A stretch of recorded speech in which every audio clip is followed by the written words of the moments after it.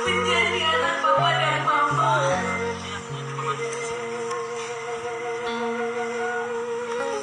Ini akan terus minta doa dan restu dari papa dan mama. Supaya jadi dan kakak kita bisa membina rumah tangga yang baik, sakinah, mawaddah dan warahmah.